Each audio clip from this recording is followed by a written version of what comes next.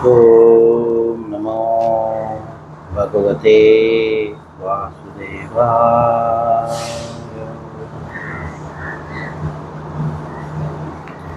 ओम नमो भगवते वासुदेवाय।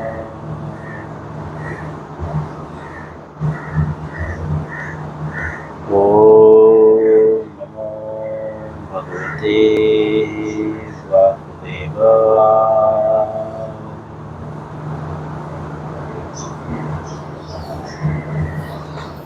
भगवद गीता अध्याय 6वां श्लोक 3।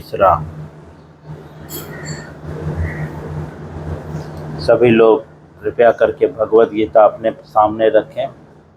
प्रयास करें कि सभी के पास भगवद गीता हो और जिस श्लोक का हम पाठ कर रहे हैं वो श्लोक खोल के अपने सामने रखें। भगवद गीता का 6वां अध्याय का 3 श्लोक। आरुरुक्षो मुनिर्योगं कर्म कारणमुच्यते योगारूढस्य तस्यैव समः कारणमुच्यते। पुनः श्लोक पढ़ेंगे। आरुरुक्षो मुनिर्योगं कर्म कारणमुच्यते योगारूढस्य तस्यैव समः कारणमुच्यते। पुनः एक बार हम पढ़ेंगे। आरुरुक्षो मुनिर्योगं कर्म कारणमुच्यते योगारूढस्य तस्यैव समः कारणमुच्यते। शब्दार्थ, अनुवाद और तात्पर्य श्रील प्रभुपाद जी के द्वारा। शब्दार्थ। आरुरुक्षो, जिसने अभी योग प्रारंभ किया है। प्रभुपाद जी बोल रहे हैं जिसने अभी आरुरुक्षो अर्थात जिसने अभी योग प्रारंभ किया है। अनेक प्रकार के योग हैं, ठीक है, हमने पढ़ा है और प्रभुपाद जी तात्पर्य में भी बताएंगे। तो जिसने भी योग प्रारंभ किया है, मुनि की योगम अष्टांग योग पद्धति, कर्म कारणम साधन, उच्चते कहलाता है। योग अष्टांग योग आरूढ़स्य प्राप्त करने वाले का, तस्य उसका, एव निश्चित ही, समः संपूर्ण भौतिक कार्यकलापों का त्याग, कारण उच्चते कहा जाता है। अनुवाद श्रील प्रभुपाद जी के द्वारा। अष्टांग योग के नव साधक के लिए कर्म साधन कहलाता है और योग सिद्ध पुरुष के लिए समस्त भौतिक कार्यकलापों का परित्याग ही साधन कहा जाता है। यहाँ पे शब्दार्थ में स्पष्ट रूप से कह रहे हैं कि आरूढ़ वृक्षो मतलब जिसने अभी योग प्रारंभ किया है। प्रभुपाद जी यहाँ पे अनुवाद में भगवान बता रहे हैं कि जो अभी नवधा साधक हैं, जो अभी नए साधक हैं। किसके साधक? योग के। जैसा कि हमने पिछले श्लोक के जो है दूसरे श्लोक के तात्पर्य में श्रील प्रभुपाद जी लिखते हैं कि योग के दो प्रयोजन हैं, ज्ञान तथा इंद्रिय निग्रह। इंद्रिय निग्रह मतलब इंद्रियों को नियंत्रित करना, ठीक है। तो इंद्रियों को और ज्ञान के ये जो प्रयोजन है, योग के दो प्रयोजन हैं, जो इंद्रिय और ज्ञान। तो जो योग में नए नए हैं, अब वो चाहे कोई भी योग हो, भक्ति योग हो, ज्ञान योग हो, ध्यान योग हो, ऐसे अनेकों प्रकार के योग हैं। मुख्यतः प्रभुपाद जी तात्पर्य में 3 भागों में बांटे हैं।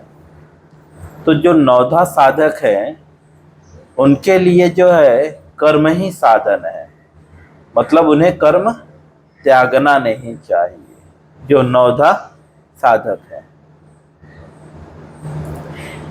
या जो अभी अभी भक्ति में लगे हुए हैं। अगर हम क्योंकि भक्ति योगी हैं इसीलिए हम भक्ति योग के अनुसार समझेंगे। तो अगर हम भक्ति योगी हैं, हम भक्ति कर रहे हैं, तो यहाँ पे बता रहे हैं कि सपोज कोई भक्त योगी है, अर्थात जो अभी अभी भक्ति का अभ्यास कर रहा है, तो उसे कर्म को त्यागना नहीं चाहिए। कर्म ही उसका साधन है ना। जो अभी अभी भक्ति में लगा हुआ है वो कर्म ही उसका साधन है। और जो इसमें सिद्धि प्राप्त कर चुका है, समझे, योग सिद्ध व्यक्ति, समझे। आगे दूसरे लाइन में लिखते हैं, और जो योग सिद्ध पुरुष है, मतलब जिसने पूर्ण भक्ति प्राप्त कर ली है, उसके लिए कार्यकलापों का त्याग ही जो है साधन है। जैसे शुद्ध भक्त जो है वो कुछ भी ना करे। हम पढ़ चुके हैं 4थे अध्याय में कि भक्त के लिए जो है कुछ भी कार्य करणीय नहीं होता, जैसे भगवान के लिए कुछ भी कार्य करने नहीं होता, मतलब जरूरी नहीं है। वो 3रे अध्याय में हमने पढ़ा है, जब भगवान अर्जुन को बताते हैं कि मुझे भी जो है, मैं भी कर्म क्यों करता हूँ, लोगों को शिक्षा देने के लिए, बट मेरे लिए भी कोई कार्य करने की जरूरत नहीं है ना। कौन सा श्लोक है, याद है? मुझे वो श्लोक नहीं याद आ रहा है। वहाँ पे भगवान बताते हैं कि मेरे लिए कोई भी कार्य जो है करने योग्य नहीं है, समझे। तो भी मैं नियत कर्मों का पालन किस लिए करता हूँ? समाज को शिक्षा देने के लिए। तो वैसे ही जो योग सिद्ध पुरुष है, अर्थात जो शुद्ध भक्त है या जो भक्ति में शुद्ध हो चुका है, जो पूर्ण भक्त जी, हाँ, ये तीसरे अध्याय के 25वें श्लोक में जो है बताते हैं कि मेरे लिए कोई भी कर्म करना जरूरी नहीं है, लेकिन मैं कर्म किस लिए करता हूँ? ताकि समाज को शिक्षा देने के लिए। और फिर प्रभुपाद जी आगे लिखते हैं, इसी प्रकार से भक्त के लिए भी कोई कार्य जरूरी नहीं है, लेकिन वो किसके लिए कर्म करता है? समाज को सिखाने के लिए। और भगवान स्वयं एक श्लोक कोट करते हुए बोलते हैं कि जिस प्रकार से भौतिकवादी कर्म के फलों से आसक्त होकर कर्म करता है, उसी तरह से जो आध्यात्मिकवादी है या जो बुद्धिमान पुरुष है, बुद्धिमान मनुष्य है, वह भी वही कर्म करता है, लेकिन निरासक्त होकर। उसी के बाद बताया है, ठीक। तो यहाँ पे जो है भगवान क्लियर कर रहे हैं कि जो अभी नवधा भक्ति में लगा हुआ है, एक्चुअली उन लोगों को लिए बताया जा रहा है जो भक्ति में नए नए आते हैं और स्वयं को शुद्ध भक्त मान बैठते हैं और बोलते हैं हम तो भक्त हैं, हमें कुछ भी नहीं करना चाहिए। तो प्रभुपाद जी भगवान यहाँ पे इनडायरेक्टली बता रहे हैं कि आपका जो कर्म है वही आपका साधन है, जो नए भक्त हैं। जैसे अभी हम भक्त हैं, कोई गृहस्थ है, तो कुछ भक्त लोग गृहस्थ जीवन को छोड़ के सिर्फ प्रचार में लग जाते हैं, समझे, बाबा जी की तरह बन जाते हैं, वो भगवान जो देंगे बस वही खाएंगे। और इस तरह से क्या होता है, समाज में एक गलत धारणा फैलने लगती है ना? तो इसलिए वहां पे बता रहे हैं कि कर्म ही उसका साधन है, मतलब वो जो कार्य कर रहा है उसको ही भगवान की सेवा में लगाना है शुरुआती दौर में। लेकिन एक अवस्था ऐसी आ जाएगी कि वह उससे जो है मुक्त हो जाएगा। परित्याग का मतलब क्या है, भगवान को समर्पित करना, राइट। यहाँ पे परित्याग का मतलब हम पढ़ चुके हैं। परित्याग का मतलब ये नहीं है कि उससे छोड़ देना, परित्याग का मतलब है उसे भगवान को समर्पित करना। चलिए श्रील प्रभुपाद जी के द्वारा तात्पर्य से हम इस श्लोक को और अच्छे से समझने का प्रयास करेंगे। परमेश्वर से युक्त होने की विधि योग कहलाती है। योग क्या कहलाती है, परमेश्वर से युक्त होने की विधि। युक्त मतलब क्या, पूरी तरह से परमेश्वर युक्त होना, है ना। मतलब हमारी चेतना को पूर्ण रूप से जो है, भाई सबको तो आ रहा है, मैं क्या करूं।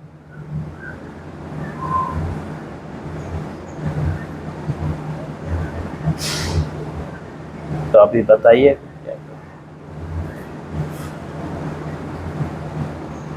सबको आवाज आ रहा है, सिर्फ आपको आवाज नहीं आ रहा है।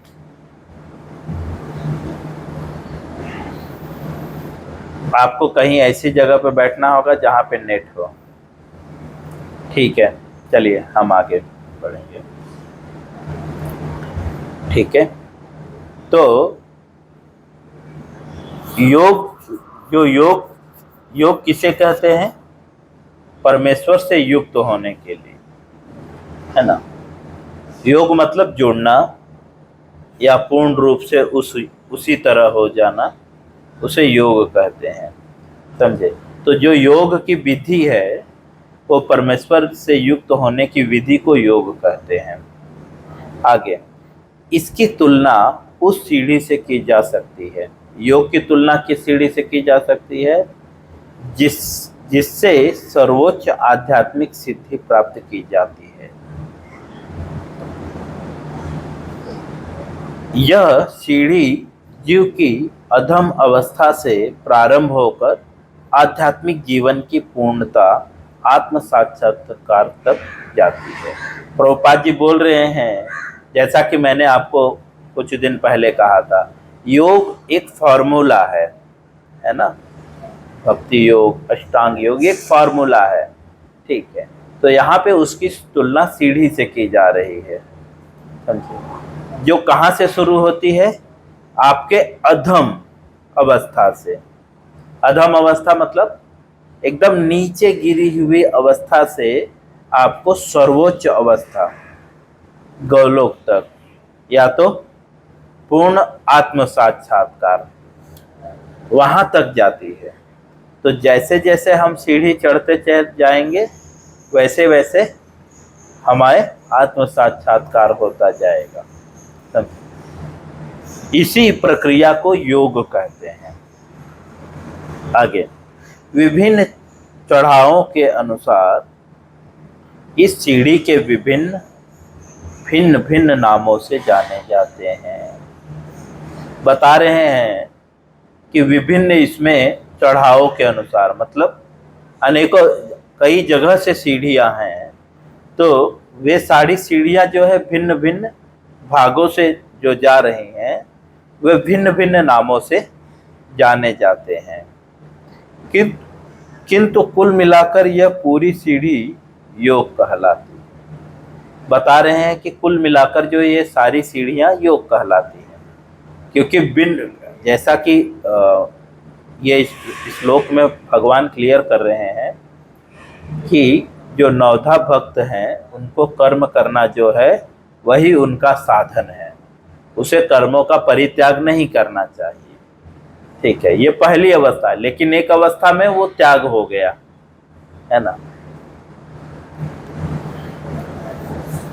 आगे,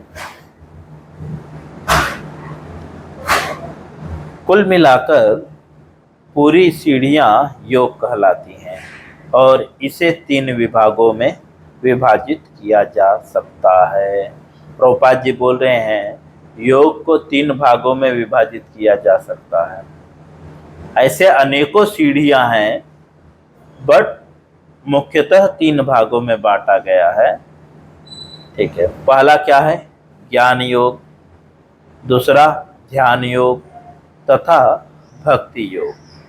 ये 3 सीढ़ियां हैं किस स्तर पे जाने के लिए?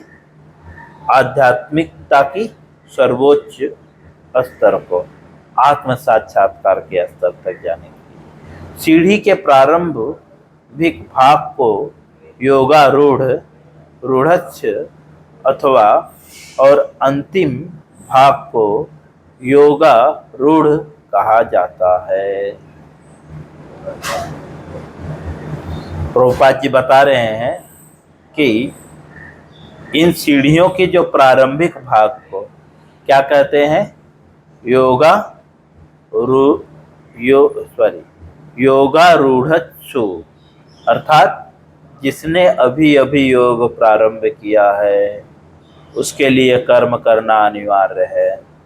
और दूसरा छोर क्या है? योगारूढ़म, अर्थात जिसने योग को पूर्ण कर लिया है। समझे?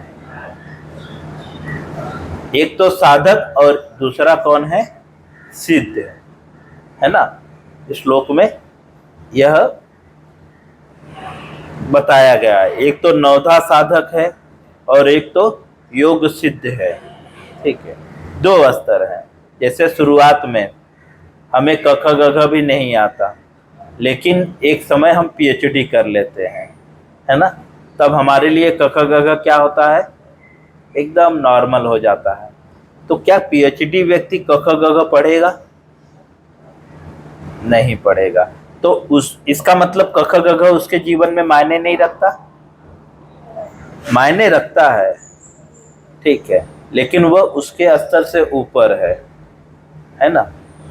अर्थात वो उसका परित्याग कर दिया है। लेकिन परित्याग करने का मतलब उससे आसक्ति छोड़ दिया है ना। एक समय क ख ग घ उसकी जरूरत थी, वो शुरुआत में उसे वही रटना पड़ता था, लेकिन एक समय ऐसा हुआ कि उसे क ख ग घ नहीं रटना पड़ता, है ना। उसी तरह से आगे आज हम इस श्लोक को पूर्ण करेंगे। जहां तक अष्टांग योग का संबंध है, विभिन्न यम, नियम तथा आसन जो शारीरिक मुद्राएं हैं। अष्टांग योग क्या है? विभिन्न प्रकार की शारीरिक मुद्राएं हैं के द्वारा ध्यान में विशिष्ट होने के लिए आरंभिक प्रयासों को सकाम कर्म माना जाता है। बता रहे हैं ध्यान में प्रविष्ट होने के लिए जो है अष्टांग योग क्या है? सकाम कर्म है। सकाम कर्म मतलब जैसा कि ऊपर कह चुके हैं श्लोक में, कर्म ही साधन है। तो उस व्यक्ति के लिए शुरुआत में अष्टांग योग है। आगे, ऐसे कर्मों से पूर्ण मानसिक संतुलन प्राप्त होती है। ये जो अष्टांग योग है, इसके अभ्यास से क्या प्राप्त होता है? मानसिक संतुलन, है ना। जब तक हमारा मानसिक संतुलन नहीं होगा तब तक हम भक्ति नहीं कर पाएंगे। नाम जप करेंगे तो मन भागेगा इधर उधर, है ना। तो इसी को नियंत्रित करने की प्रक्रिया को अष्टांग योग कहते हैं। आगे, जब पूर्णतः ध्यान में सिद्धस्थ हो जाता है, एक थोड़ा सा छोटा सा लाइन छूट गया, जिससे इंद्रिया वश में हो। यह ध्यान योग की प्रक्रिया किस लिए है? जिससे इंद्रियां वश में हो, जो अष्टांग योग की प्रक्रिया है। समझे? जब पूर्ण रूप से ध्यान में सिद्धस्त हो जाता है तो विचलित होने वाली समस्त मानसिक कार्य बंद हुए माने जाते हैं। व्यक्ति जब पूर्ण रूप से ध्यान में स्थित हो जाता है, सिद्धि अवस्था, सिद्धि बोलते हैं, सिद्धस्त मतलब सिद्धि में स्थित हो जाता है, अर्थात पूर्ण रूप से वो जो है आत्म साक्षात्कार प्राप्त कर लेता है, तो उसकी जो है मानसिक जो है कार्य बंद हो जाते हैं, अर्थात मन में जो इधर उधर की वो चीजें सोच रहा है वो धीरे धीरे बंद हो जाते हैं। अब प्रभुपाद जी इसका निचोड़ बता रहे हैं। किंतु जो कृष्ण भावना भावित व्यक्ति है, यहाँ पे बता रहे हैं कि एक जो शुरुआत में जो है, जो नवधा जो साधक है, उसके लिए यह जो है साधन लाभकारी है।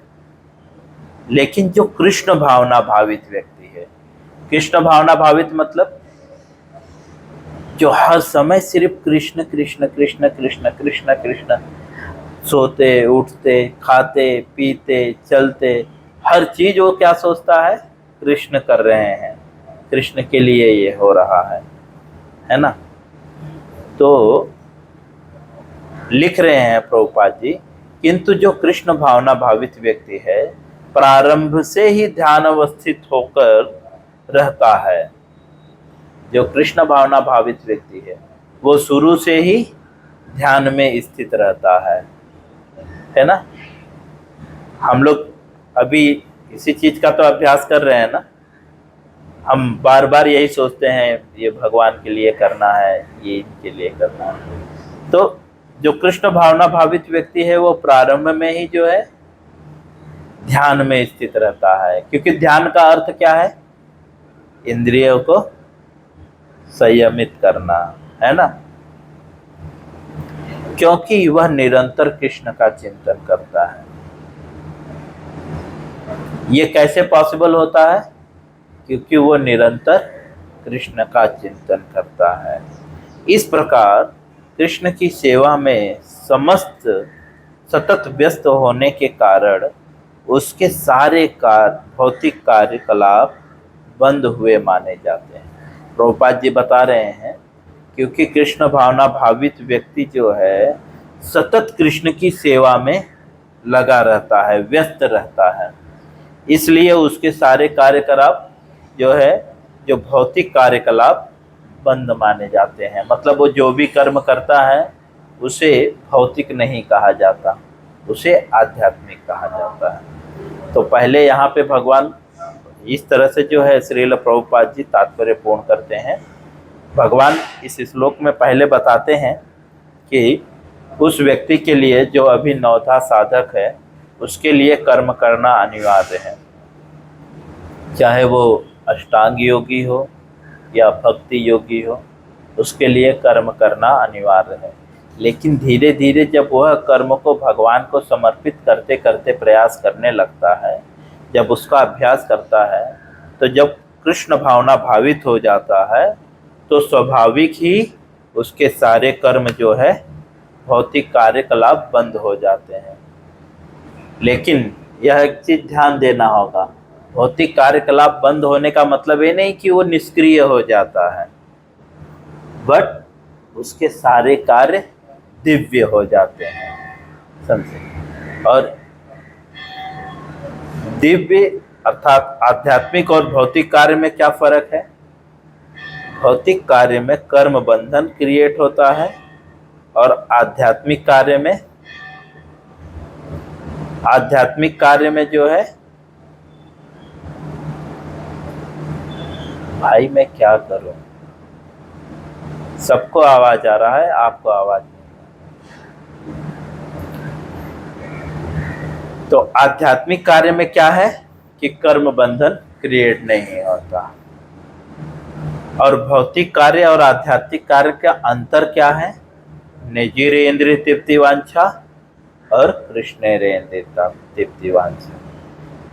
तो भौतिक कार्य अपने इंद्रिय तृप्ति के लिए किया जाता है और आध्यात्मिक कार्य कृष्ण के लिए, इंद्रिय तृप्ति के लिए किया जाता है। तो जब हम सारे कार्य को कृष्ण के लिए करने लगते हैं तो उसे आध्यात्मिक कहा जाता है, समझे। और जब हम अपनी डिजायर्स को पूरा करने के लिए कर्म करते हैं तो उसे भौतिक कहा जाता है। श्रील प्रभुपाद जी जो है इस प्रकार से जो है 6वें अध्याय के 3 श्लोक का तात्पर्य पूर्ण करते हैं। हरे कृष्ण। सबको मेरी आवाज आ रही है ना? कुछ डिस्टर्ब तो नहीं हो रहा?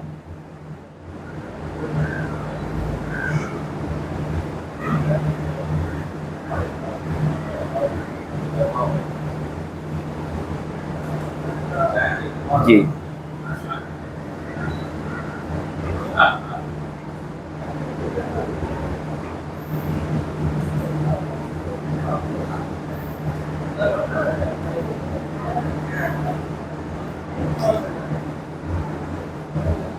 एक्चुअली भगवत गीता के अनुसार योग गलत नहीं है, लेकिन योग का प्रयोजन क्या है? ज्ञान और इंद्रिय निग्रह।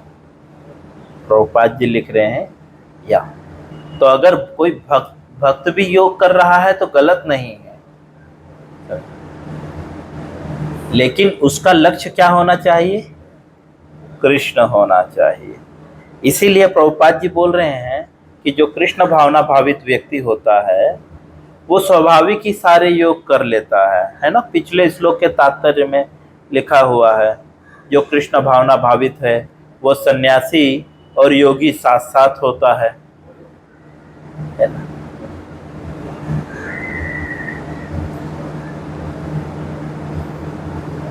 और कृष्ण भावना भावित व्यक्ति कौन है?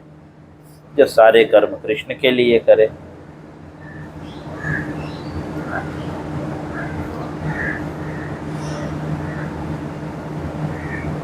मैं बता चुका हूं ये बात।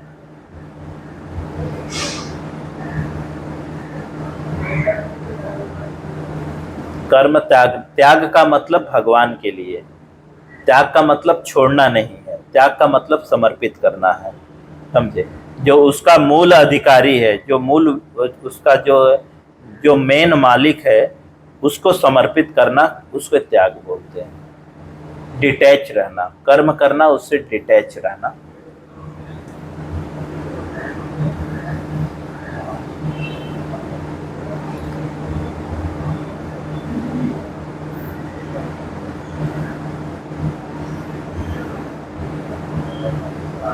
और किसी का कोई प्रश्न है?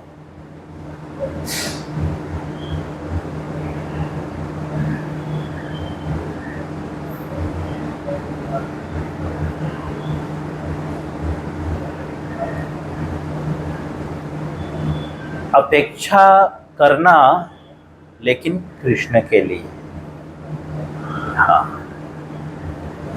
जैसे आप कहीं पे जॉब कर रहे हैं तो उससे पेमेंट की तो इच्छा करनी है भाई। पेमेंट मिलेगा तभी तो हम भगवान के लिए लड्डू खरीदेंगे, कपड़े खरीदेंगे, है ना, मंदिर बनाएंगे, है ना।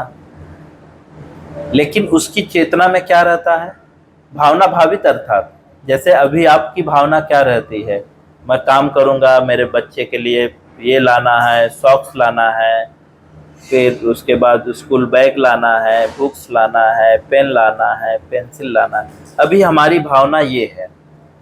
तो जब हमारी भावना ये हो जाती है कि कृष्ण के लिए लाना है, अर्थात कृष्ण के भक्तों के लिए लाना है, क्योंकि जब हम कृष्ण भक्त हो जाते हैं तब तो हम मालिक नहीं रहते।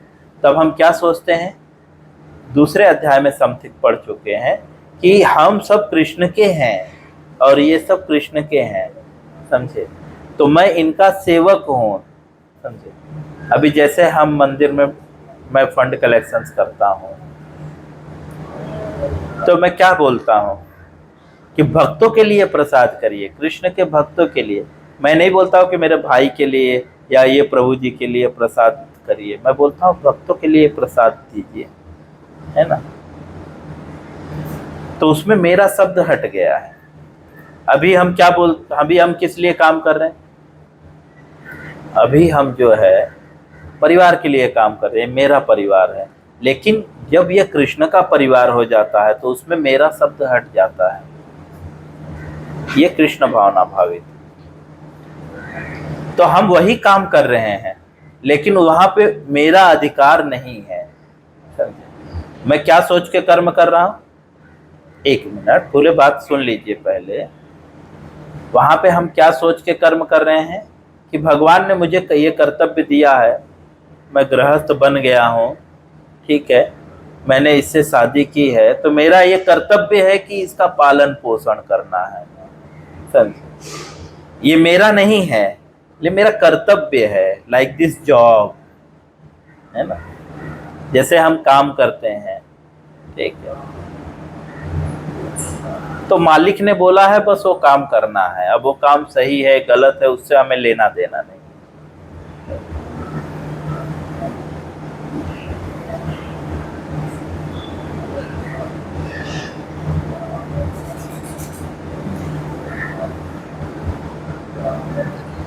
ठीक है, सो हम यहाँ पे स्टॉप करेंगे। हरे कृष्ण।